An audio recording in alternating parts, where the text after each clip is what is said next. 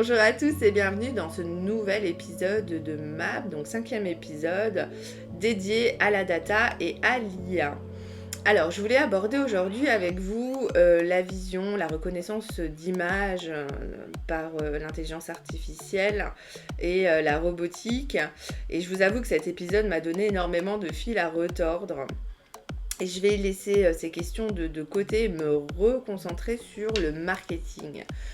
Pourquoi? Eh bien tout simplement parce que à chaque fois que j'abordais ces sujets-là, je me suis aperçue qu'on entrait systématiquement dans d'autres considérations avec parfois, alors on voit des discours qui sont dystopiques, avec des fictions qui inquiètent ou qui angoissent, à l'instar je pense à Minority Report, mais à Black Mirror aussi qui a fait pas mal d'épisodes qui sont consacrés à ces visions dystopiques de la technologie.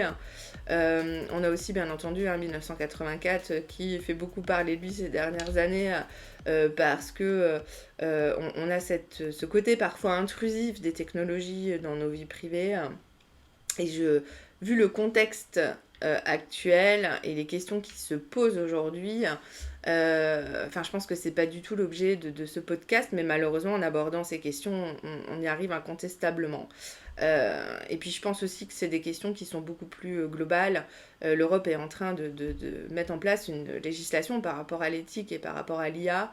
C'est une question aussi de compétitivité, puisque pendant que nous on légifère, d'autres puissances, entre guillemets, se posent beaucoup moins de questions et agissent.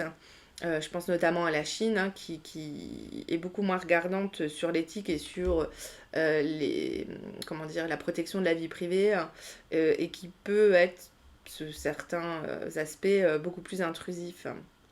Donc tout cela, ce sont des sujets que je vais laisser aux autres, puisque je ne suis pas du tout experte en politique ou en économie.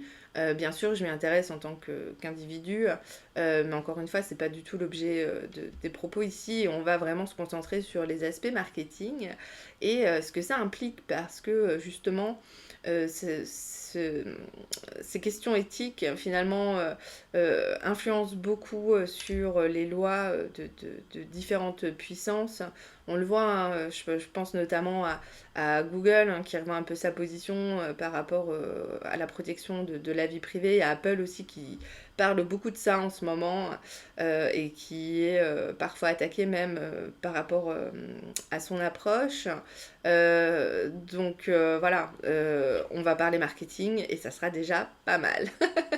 Allez, je vous propose de commencer tout de suite.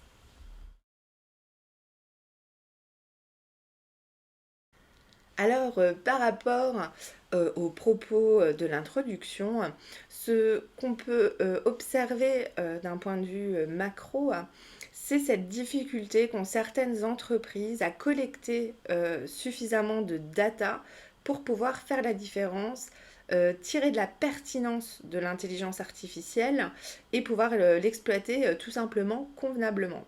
Alors ce déficit de data est bien souvent contrecarré par une approche collective.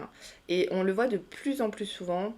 Des entreprises, alors soit d'un même secteur, décident de s'unir et de mettre en commun leurs données pour pouvoir exploiter de l'intelligence artificielle, de l'intelligence, et du coup proposer des nouveaux services ou des nouvelles solutions qui matchent vraiment avec les attentes du public aujourd'hui.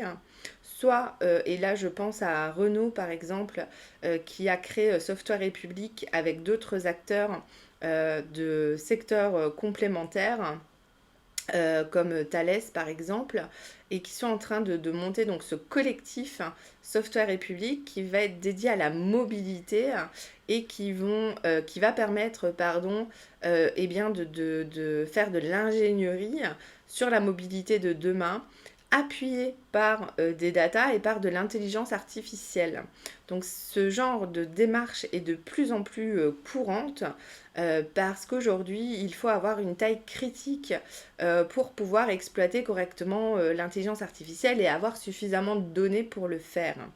Donc ces initiatives vont se multiplier encore dans les mois et les années qui viennent, Et en tout cas, elles vont permettre à ceux qui auront passé le pas d'avoir une avance non négligeable sur leurs concurrents parce que elles auront passé des gaps qui sont de plus en plus cruciaux dans les stratégies de demain.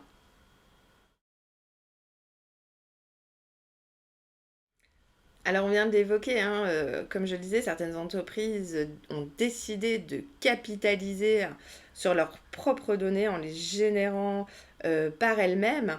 Et du coup, elles vont leur apporter beaucoup de valeur puisque les données qui seront collectées seront décidées en fonction de certains critères et du coup vont très probablement leur permettre de grandement gagner en compétitivité. Pour les entreprises qui décident d'entrer dans ce schéma ou qui y songent, il y a d'autres questions qui émergent. C'est celle de la confiance des utilisateurs. On le répète assez régulièrement ici.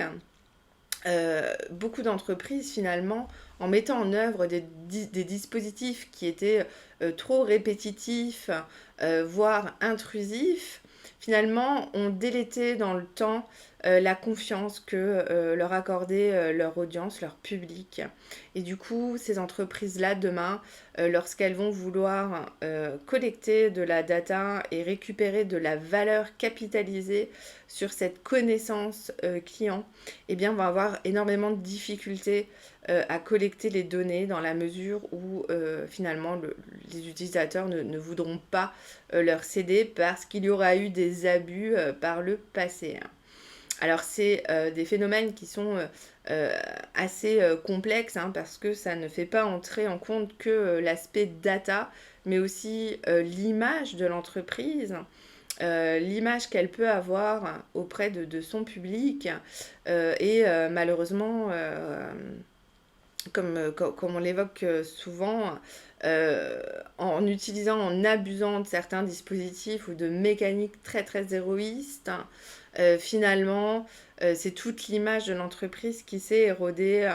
Et aujourd'hui, il va falloir réinvestir massivement sur cette image d'entreprise pour pouvoir envisager de mettre en œuvre des dispositifs de collecte de data qui soient efficients et qui permettent demain d'insuffler de l'intelligence de garder la compétitivité par rapport à ses concurrents. Alors par rapport à ce que je viens de dire, il me semble évident que demain, les KPIs des entreprises seront intégralement repensés avec ces indices de confiance. De la même façon que les ESG sont en train de transformer la façon dont les entreprises indiquent leurs résultats, et bien demain, on aura aussi ces critères qui ne sont aujourd'hui pas du tout intégrés au dispositif marketing.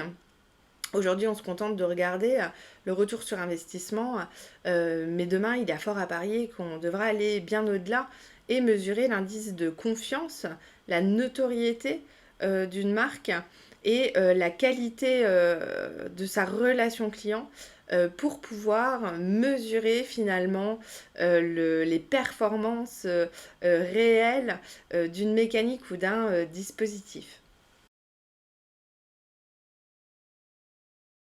Voilà, pour conclure cet épisode, on le voit en parlant de thématiques comme la data ou l'intelligence artificielle, finalement on aboutit à la relation client.